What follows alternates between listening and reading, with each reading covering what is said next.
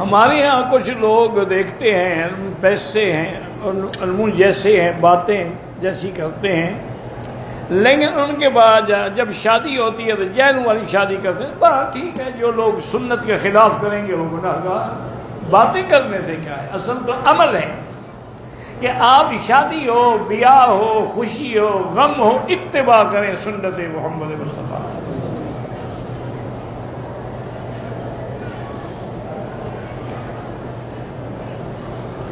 سات بھائیوں میں صرف ایک بھائی کماتا ہے، لیکن اس کا مال بھی مشکوک ہے۔ روٹی تو طالب وہ بھائی کھا سکتے ہیں، لیکن بہتر یہ ہے کہ وہ 6 کیوں نہیں کماتے؟ یعنی اللہ نے ان کو اسی لیے پیدا کیا ہے کہ وہ نکمے گھر میں سوتے رہے، صرف ایک کما کے کھلاتا ہے۔ تو جب ایک ساتھ کو کھلائے گا تو لازمی بات ہے چوری کرے گا، ڈاکے مارے گا، حرام اکٹھا کرے گا۔ بہرحال حرام سے بچیں ہر حال میں۔ اگر مشکوک بھی ہو جائے نا مال تو اس سے بھی بچے، کیونکہ جب مشکوک چیزیں آدمی کھا لیتا ہے نا پھر حرام بھی کھا لیتا ہے، اور جو مشکوک سے بچ جاتا ہے وہ حرام سے بھی بچ جاتا ہے۔ بھئی آپ لوگ ہمیشہ پوچھتے رہتے ہیں کہ فلاں مولوی کے بارے میں آپ کی کیا رائے، فلاں مولوی کے بارے میں یہ کوئی شریعت کا مسئلہ ہے؟ یہ کیا بات ہے، یہ کون سا سوال ہے کہ مولانا الیاس گھمر سے عالم آدمی ہیں، ٹھیک ہے، بس اور رائے کا مجھے کیا پتا ہے؟ عالم آدمی ہیں، کافی کام کر رہے ہیں، باقی اللہ کو پتا۔ میرا بیٹا ہے، اللہ اس کو امتحان میں کامیاب کرے، اللہ ہر مسلمان کے بچوں کو کامیاب کرے۔ حرمین میں اگر عورت موجود ہے تو نماز جنازہ پڑھے گی، اپنے گھر سے جنازے کے لیے نہیں آئے گی۔ مسجد نبوی میں لوگ امام صاحب کے سے بھی آگے نکل جاتے، ان کی نماز نہیں ہوتی۔ حالانکہ یاد رکھیں مسجد نبوی میں انہیں نشان بھی لگائے ہوئے ہیں، رسیاں بھی باندھی ہوئی ہیں، علامت بھی بتائی ہوئی ہے کہ یہاں حد ہے امام کے، سے آگے نہ نکلو۔ اب اگر پھر بھی آدمی رش دیکھ کے نکلتے ہیں تو نماز ہی نہ ہوئی، اس کا کیا فائدہ ہوا کہ تم نے آگے کھڑے ہو کے نماز پڑھ لی؟ اس سے تو بہتر ہے کہ نہ پڑھو۔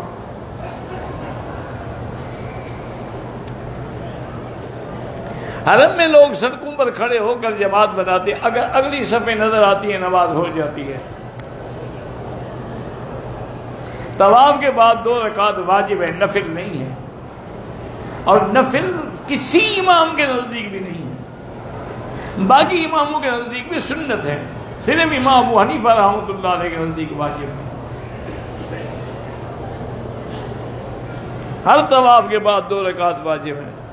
مدینہ پاک میں حضور کو صلاۃ و سلام پڑھے، وسیلہ نہ مانگے، دعا اللہ سے مانگے۔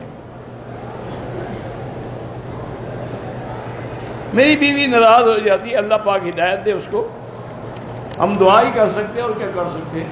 ویسے بہتر حل اس کا یہ ہے کہ آج تم اس کے لیے کوئی 1000-2000 ریال کا کوئی زیور خریدو، دیکھو ناراض ہوتی ہے۔ اگر وہ پھینک دے نا پھر کہنا کہ ہاں ناراض ہوتی ہے۔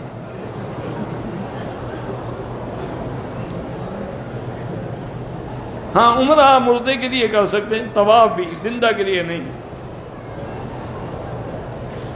اگر عورت ماہواری کی حالت میں ہے وہ حرم میں داخل نہیں ہو سکتی، باہر میدان میں بیٹھ سکتی ہے، باقی اللہ کا ذکر کر سکتی ہے، کلمہ پڑھ سکتی ہے، سبحان اللہ الحمدللہ تو کر سکتی ہے۔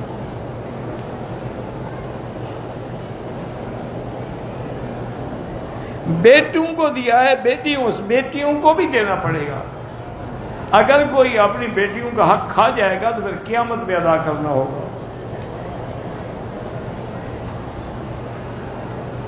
بھائی کے نام زمین نہیں ہے، عارضی طور پر زمین کا حصہ قبضے میں ہے، بہنوں کو اس میں دے گا۔ دیکھیں نا بات یہ ہے کہ والد نے اس کو دیا، اب یہ زمین اس نے بنائی ہے یا باپ کی ہے؟ باپ کی ہے تو سب کا حصہ ہے، اس نے بنائی ہے تو پھر اس کی مرضی ہے، دے دے نہ دے نہ دے۔ عام موضوع پر نہیں، چمڑے کا موضوع ہو تو مسا ہوتا ہے۔ مسجد عائشہ سے یہ جیرانہ سے عمرہ ہو سکتا ہے۔ مستورات کے لیے، طواف کے لیے الگ نکالنے کا کوئی طریقہ بنایا جائے، آپ تجویز لکھ کے انتظامیہ کو بھیج دیں، اگر آپ اتنے عقل مند ہیں کہ آپ کو طریقہ آتا ہے تو لکھ کے بھیج دیں، یعنی یہاں کے لوگ کچھ نہیں جانتے۔ اتنے بڑے بڑے علماء ہیں، کمیٹیاں ہیں، بجنے ہیں، حل کوئی نہیں اللہ کے بندے. وقت الگ کر دے، اس کے جانے کا وقت ہو طواف الوداع کیسے کرے گی؟ وقت الگ کر دے، مردوں نے جانا ہو اور ان کا ٹائم نہیں ہے، یہ کوئی مذاق تھوڑی. اسی طرح رہے گا. بس اپنے آپ کو بد نظری سے بچاؤ. اگر آدمی احرام کی حالت میں داڑھی کھجانے سے بال ٹوٹ گیا، کچھ بھی نہیں ہوتا، سر منڈانے سے پہلے احرام اتار دیا، اتار کے پھر سر بھی منڈایا کہ نہیں منڈایا؟ اگر منڈایا ہے تو دم نہیں ہے، اتار دیا پھر سر نہیں منڈایا تو دم ہے. اپنے ملک میں نہیں دے، یہاں دے گا. اس سے پہلے جو عمرے کیے وہ ٹھیک رہا، وہ ٹھیک ہے تو ٹھیک ہے، جس پہ غلطی ہے اس پہ دم پڑے گا. پہلے سر تو منڈاؤ، احرام سے تو نکلو، دم تو بعد میں دیتے رہنا. زمزم کے پانی سے چائے بنا سکتے ہیں، بالکل بنا سکتے ہیں.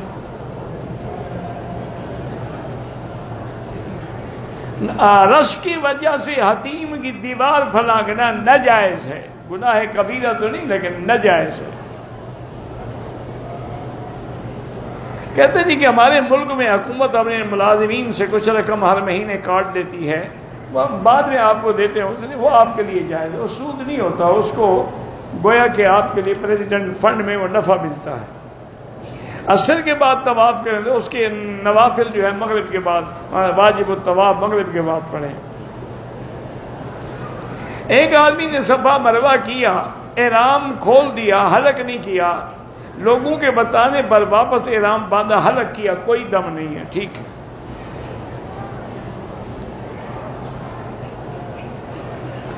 صفا ختم کر کے صفا مروہ پر ٹک وغیرہ لگانے دم پڑ جاتی، حلق کرانی پڑے گی. ٹک لگانے سے احرام نہیں ختم ہوتا.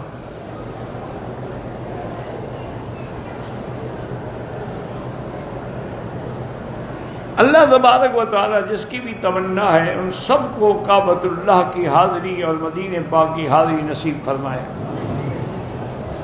اور جن کے کاموں میں تکلیف ہے، پریشانی، اللہ ان کی مشکلات حل فرمائے. اور مشکلات کا حل یہ ہے کہ حسبنا اللہ و نعم الوکیل، مرد ہو یا عورت ہو، رات دن پڑھیں. میرے بھائی کی اولاد کے لیے دعا کریں، اللہ سب کو صاحب اولاد بنائے، سب کی پریشانیاں دور کرے. طواف کے علاوہ حجر اسود کا بوسہ لینا ناجائز ہے. میری والدہ میری بیوی سے خوش نہیں ہے، میں کیا اپنی بیوی کے ساتھ سختی کر سکتا ہوں؟ نہیں، سختی تو نہیں کر سکتے، سمجھا سکتے.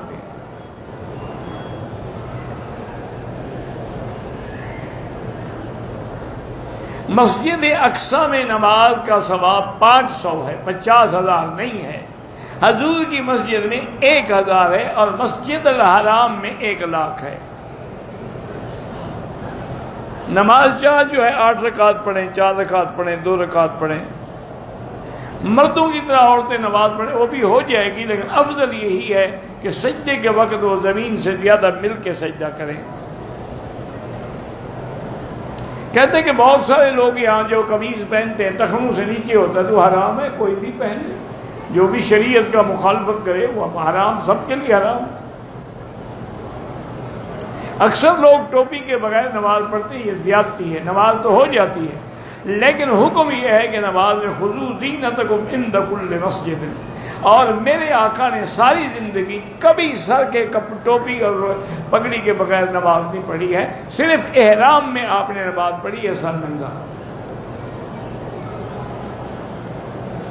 ایک مشت داڑھی پر تمام ائمہ اربعہ کا اتفاق ہے. چاروں امام کہتے ہیں کہ داڑھی ایک مشت ہو، کیونکہ میرے آقا کی داڑھی سینے تک آتی تھی تو اسی سے انہوں نے اندازہ لگایا. انڈیا سے احرام باندھ کے نہیں آئے، عمرہ بھی کریں، دم بھی ادا کریں.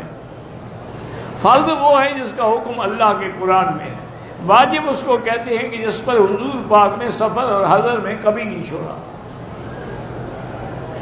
مؤکد ہے جس کی زیادہ تاکید ہے، غیر مؤکد ہے جس کی کم تاکید ہے.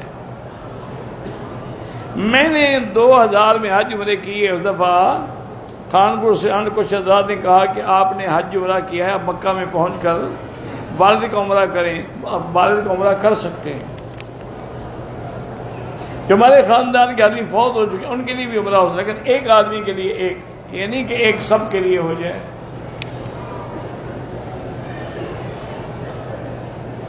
پتہ نہیں آپ نے کیا لکھا ہے، قرآن رحمان، اللہ بس جن نے دعا کے لیے لکھا ہے اللہ ان کی حاجتیں پوری کرے۔ عائشہ مسجد سے عمرے کرنے سے جتنی دیر عمرے میں لگتی ہے اتنی دیر آپ طواف کرتے رہیں، طواف افضل ہے۔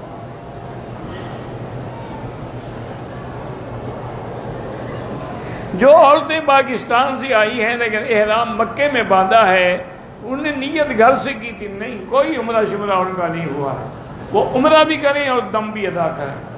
ان کو باقاعدہ میقات سے یا جہاد میں لبیک پڑھنا تھا، لبیک بعمرۃ لبیک اللہم لبیک لبیک لا شریک لک لبیک۔ یہ تھوڑا ہے کہ گھر سے تو ہر آدمی عمرے کے لیے آتا ہے، لیکن نیت تو میقات سے کرے گا نا۔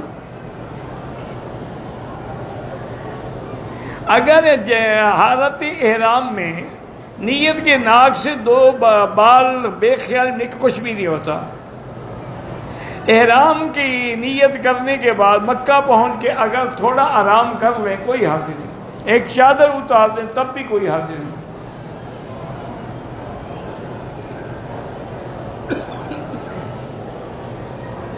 بہرحال شیعہ کا جنازہ نہ پڑھے تو بہتر ہے۔ جو نانی کا دودھ پیا ہے تو اس نانی کی جتنی اولاد ہے اس کی بہنیں ہیں، اس سے شادی نہیں ہو سکتی۔ ایک موٹی بات ہے، جس کا دودھ پیو گے وہ تمہاری ماں ہے، اب اس کی جتنی اولاد ہے تم سے پہلے ہے یا بعد میں تمہارے بہن بھائی۔ برس کا علاج تو کوئی نہیں ماں سوا اس کے کہ زمزم بھی لگائیں، اور حضور نے فرمایا کہ زمزم ہر بیماری کا علاج ہے، طعام طعم و شفاء سقم، تو اس لیے اسی نیت کے ساتھ ہر نماز کے بعد پئیں بھی اور وہاں لگائیں بھی، اللہ قادر ہیں کہ آپ کو شفا عطا فرمائیں۔ ویسے بظاہر ایسی بیماریاں ہیں جن کا کوئی علاج نہیں آیا ابھی تک دنیا میں، اور حضور پاک نے بھی پناہ مانگی ہے، اللہم انی اعوذ بک من البرص والجنون والجذام وان سیء الاسقام، کہ یا اللہ ہمیں برص سے اور کوڑ کی بیماری سے اور پاگل پن سے اور ہر بری بیماری سے پناہ عطا فرما۔ تو بہرحال اب علاج آپ کے پاس زمزم ہے، کیونکہ زمزم ہر بیماری کا علاج ہے۔ اللہم صلی علی سیدنا محمد وعلی آل سیدنا محمد کما صلیت علی ابراہیم وعلی آل ابراہیم فی العالمین انک حمید مجید۔ یا اللہ یا اللہ یا رحمان یا رحیم یا حی یا قیوم یا حی یا قیوم یا ذا الجلال والاکرام یا ذا الجلال والاکرام یا الہنا الہ کل شیء الہا واحدا لا الہ الا انت، اللہم انت المیسر لکل یسیر وانت علی کل شیء قدیر، یا لطیف یا لطیف الطف بنا فی تیسیر کل یسیر فإن تیسیر کل عسیر علیک یسیر، اللہم یسر امورنا و امور اولادنا و اخواننا و بناتنا و امور من اوصانا و استوصانا و امور المسلمین برحمتک یا ارحم الراحمین۔ اللہم ارحم ضعفنا واجبر کسرنا واشفنا واشف مرضانا واشفنا واشف مرضانا وارحم موتانا واستجب دعاءنا ولا تخيب رجاءنا برحمتك يا ارحم الراحمین۔ اللہم ثبتنا علی الایمان، اللہم اجعل خیر اعمالنا خواتیمہ وخیر ایامنا یوم نلقاک۔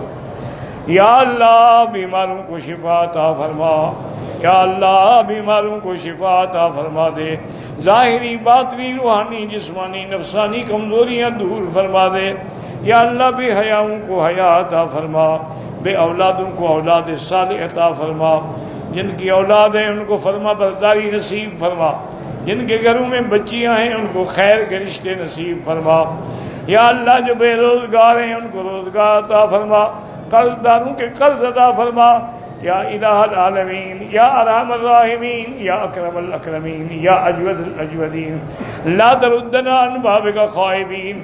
یا اللہ پوری دنیا میں جہاں مساجد ہیں، مدارس ہیں، دین کے ادارے ہیں، دین کے کام کرنے والے ہیں، دین کی جماعتیں ہیں، ان کی حفاظت فرما۔ یا الہ العالمین حرمین الشریفین کو قیامت تک ہر فتنے سے محفوظ فرما. یا اللہ پاکستان کی بھی حفاظت فرما. یا اللہ مسلمان فلسطین میں ہیں، حلب میں ہیں، شام میں ہیں، کشمیر میں ہیں، عرب میں ہیں، عجم میں ہیں، افغان میں ہیں، ان کی جان مال آبرو عزت کی حفاظت فرما. یا اللہ ہمیں مانگنا بھی نہیں آتا، بغیر مانگے عطا فرما. ربنا تقبل منا انك انت السميع العليم وتب علينا انك انت التواب الرحيم. ربنا آتنا في الدنيا حسنة وفي الآخرة حسنة وقنا عذاب النار. وصلى الله تعالى على خير خلقه سيدنا محمد وعلى آله وصحبه أجمعين. اللهم صل على سيدنا محمد وبارك وسلم عليه.